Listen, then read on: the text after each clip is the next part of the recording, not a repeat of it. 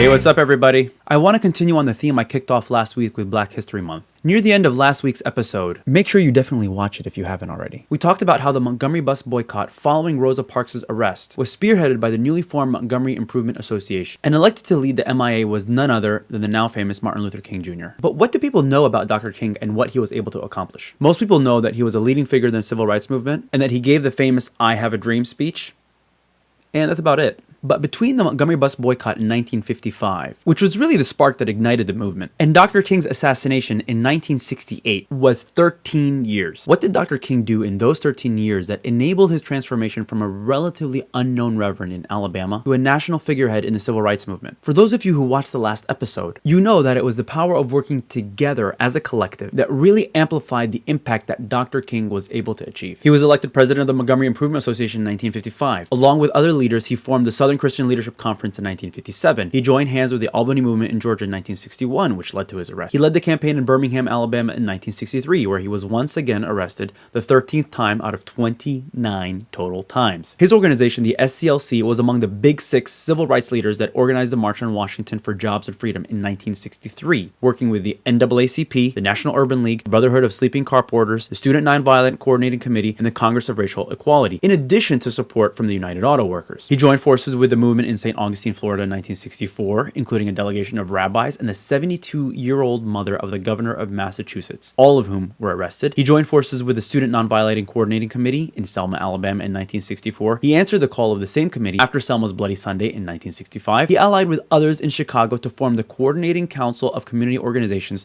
to fight for the open housing movement in 1966. He answered the call of the Spring Mobilization Committee to end the war in Vietnam in 1967, to publicly oppose the Vietnam War despite worries that his vocal opposition would impede his goals for civil rights. He worked with like-minded individuals to organize the Poor People's Campaign in 1968. In all of these milestones, the recurring theme is that Dr. King did not work alone. Which brings me to the lesson of today's episode. If you want to go fast, go alone.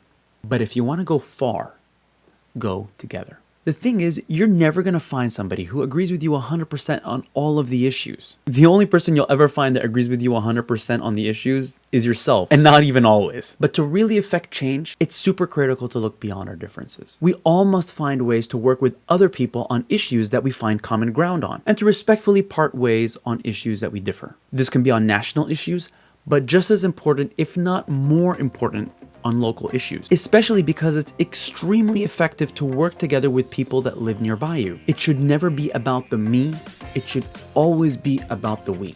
I hope this lesson inspires us all and that we put it into action. And if you want to help spread this message, make sure to share this video with all your friends and to subscribe to my channel. And with that, peace out.